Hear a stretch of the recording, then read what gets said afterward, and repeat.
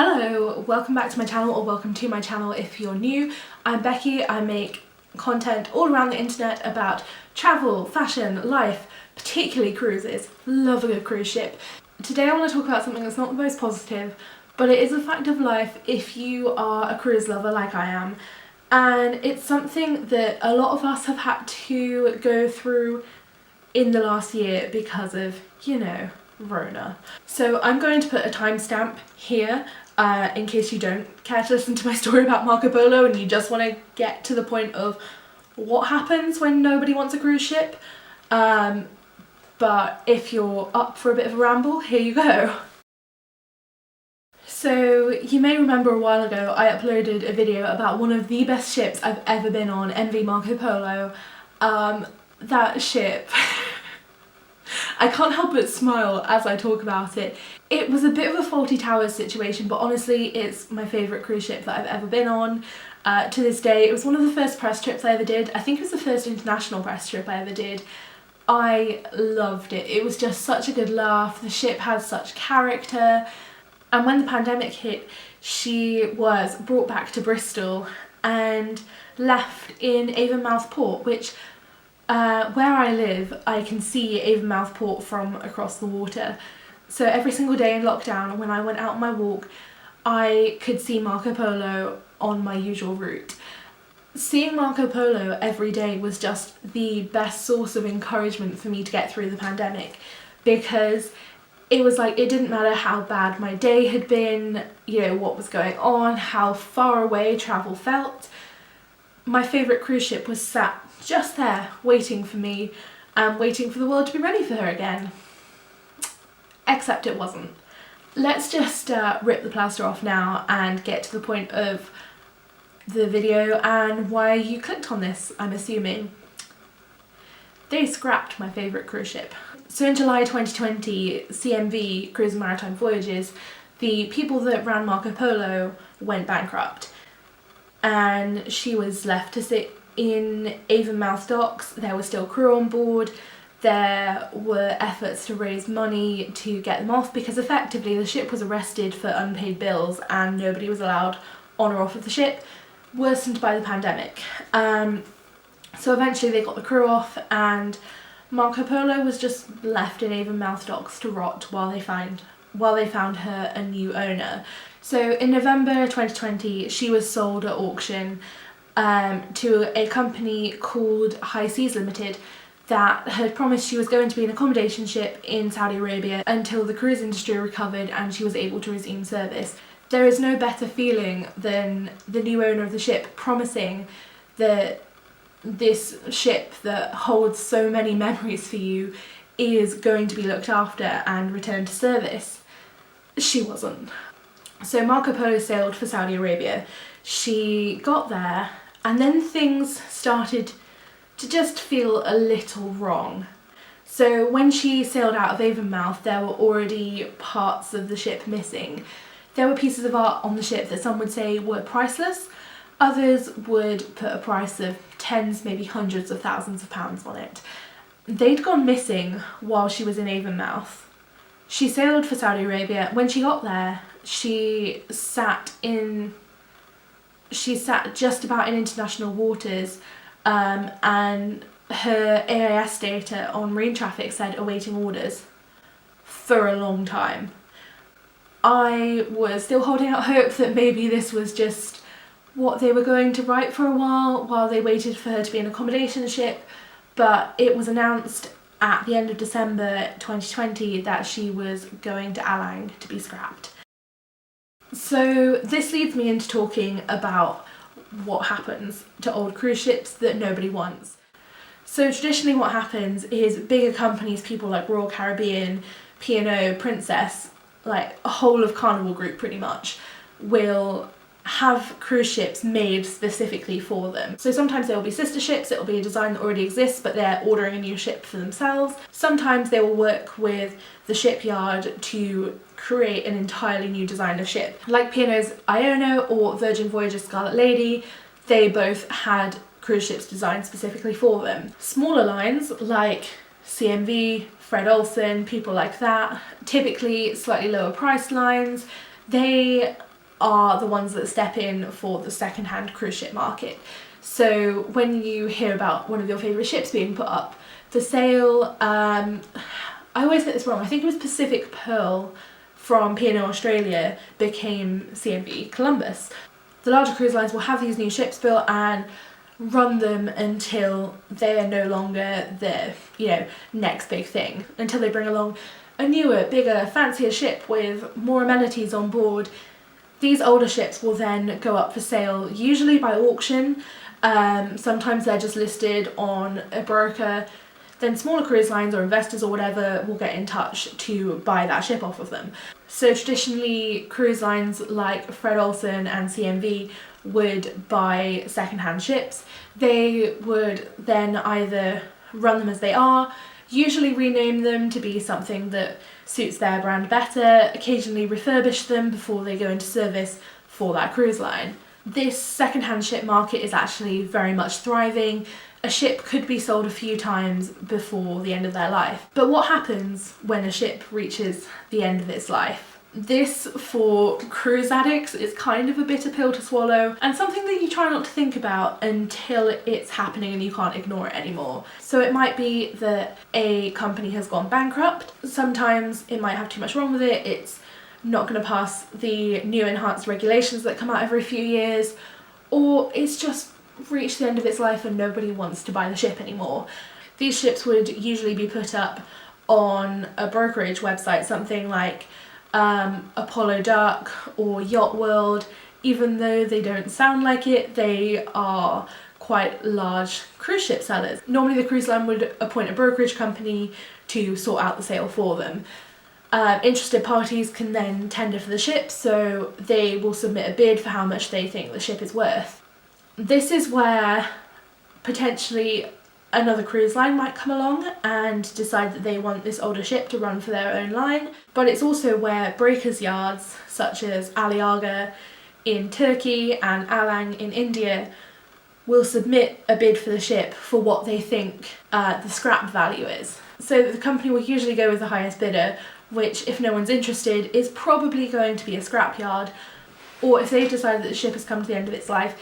It's unusual, but sometimes the cruise line does send a ship to the breakers yard directly. But what normally happens is they put the ship up for sale and a breakers yard bids for it, wins the bid. It's at this point that the ship is stripped, sometimes at the port that it's in, sometimes it's taken to a port near to the breakers yard, stripped of everything. So typically the cruise line will take high value items like casino machines, like slot machines, things like that off the ship, or anything that they could use for another ship or sell on for profit. After the ship is cleared off, it will sail to the breakers yard.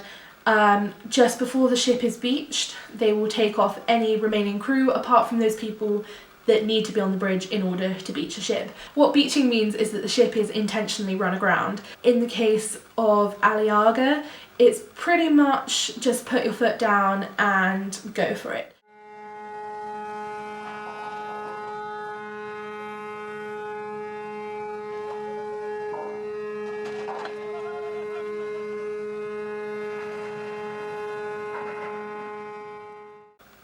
Aim the ship at the beach and basically kill the engines just before you hit the beach, and the ship's run aground, the bow comes out of the water, it's then secured and people are able to go on board and start cutting off the ship.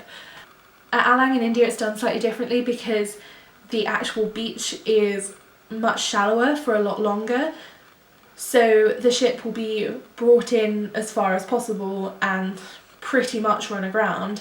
They will then wait for the tide to go out and winch it in. That's where you tend to see the pictures like this of ships sitting there with their whole hull exposed on the beach. So at Aliaga you tend to get quite dramatic scenes of a ship being beached, whereas you don't see a video of Marco Polo or Columbus being beached because it's more of a gradual process because they went to Alang.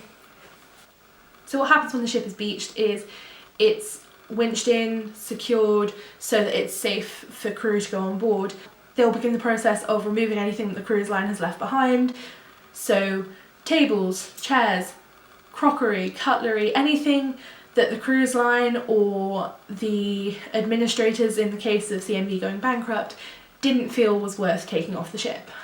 Anything taken off the ship at this point will either go to collectors that deal directly with the breakers yard, or it will go to markets that are usually next to or near the breakers yard, which is where you can go and pick up like cheap cruise ship furniture. If I can find a photo, I will insert it here for your reference. Once the ship has been entirely stripped inside, so anything that can be sold has been taken off, that is when you start to see more dramatic changes in the ship.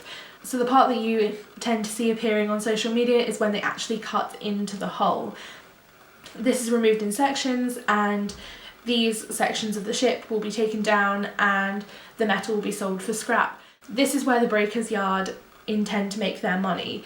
So when they bid to buy a ship, they are going off the gross tonnage of the ship and vaguely how much they think the materials will be worth when they're sold second hand, and how much work they think it's going to take to break the ship apart, and obviously then adding their profit on top. This continues being chopped off in sections. I personally don't understand how it's done, but basically it's done in a way that the ship stays stood up and balanced while they're cutting sections away. They tend to cut away all of the top section so that it's stripped back just to the base of the hull.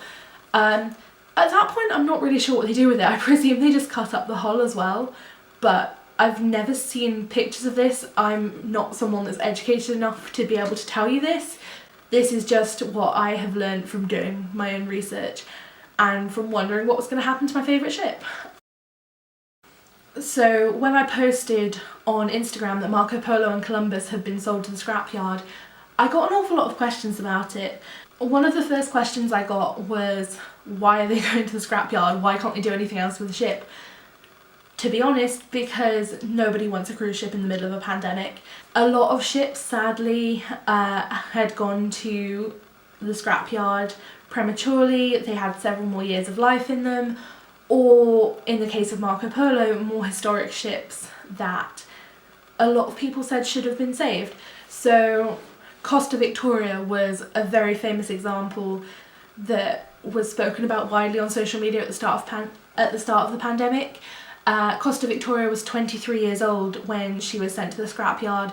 Usually a cruise ship's lifespan would be 30 to 40 years, so 23 years old in the case of Costa Victoria is a very, very young ship to be going to scrap. But again, who's going to buy a cruise ship in the middle of a pandemic? So I got a lot of questions about scrapping cruise ships, because obviously unless you're that much of a cruise nerd like me, it's probably not something that you've really come across before the pandemic and lots of mainstream media covering it. There are several issues with scrapyards.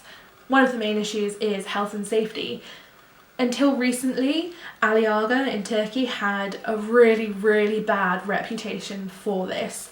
They've kind of cleaned up their act a bit, but Alang is still known for being pretty terrible with their workers. Working in a scrapyard is an incredibly dangerous job. There are regular reports of life-changing injuries or even death, but the issue is that it's one of the most well-paid jobs, so people accept that risk in order to be able to provide for their families, and it's understandable.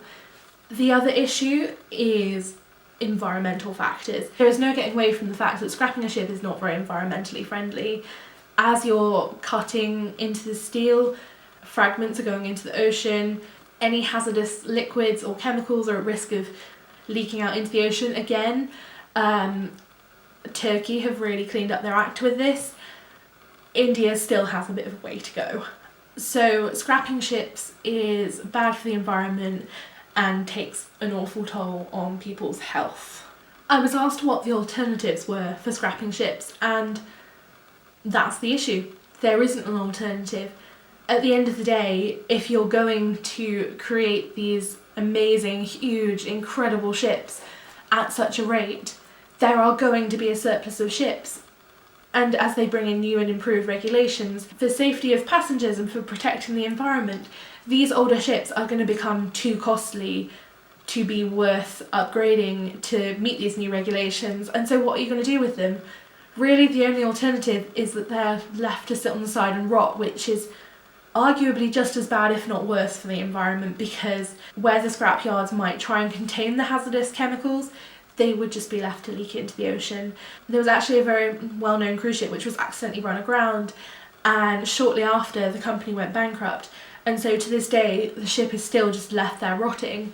I will link a really interesting video that I watched about that for you, and I think it's something like 20 or 30 years later now. It's still sat there and it is still rotting. That's no better for the environment than scrapping it. At least they're gone quickly and some control of hazardous chemicals is put in place. The thing that's frustrating to me is that this both feels like a massive waste of these ships that had so much more life in them. I honestly believe that Marco Polo should have been turned into a floating hotel or a museum, or at least preserved in some way. She was one of the oldest cruise ships sailing. She was the last of her kind. She had so much history within her walls. I genuinely don't believe she should have been scrapped, and that's not just me being sentimental as much as I love the ship. But the most frustrating thing is that there is nothing we can do. We can lobby for ship recycling, as it's called, to be further regulated, to be less terrible on the environment, to look after their workers better. But at the end of the day, currently there isn't another option to get rid of ships at the end of their lives. This is the best option because it's the only option. Until ships are built without the use of hazardous chemicals and run without the use of hazardous chemicals and are built in a way that they are less damaging when they're broken down at the end of their lives, I genuinely don't know if that is something that's possible. And most likely, if they're built in a way that they're easy to take apart again, they're not going to last 30 to 40 years like current ships do. So then the argument is spending all of this extra energy to create new ships in a way that's more environmentally friendly when they're broken apart and they're not going to last as long, is that in turn then worse for the environment? Honestly, I don't know. I'm just making this video because you expressed interest in the process of scrapping ships and what happens to old cruise ships. In case I've explained this terribly, I've also written a blog post about it, so if you would like it in written form with lots of pictures, lots of extra sources, I will leave that down in the description. Otherwise, I hope you enjoyed this ramble. Let me know if you learnt anything. Let me know your thoughts on ship scrapping and the second-hand market. Have you sailed on a second-hand cruise ship? What did you think? Personally, I don't think that ships are any less magical because they've already had one owner. I love older ships just as much as I love newer ships, but I would love to hear your thoughts and opinions. If you enjoyed this, then please subscribe, follow me on Instagram, and check out my blog if you would like some more nerdy deep dives. And if there's anything you'd like me to talk about in future, then let me know. Otherwise, thank you for spending time with me. I will talk to you soon. Bye!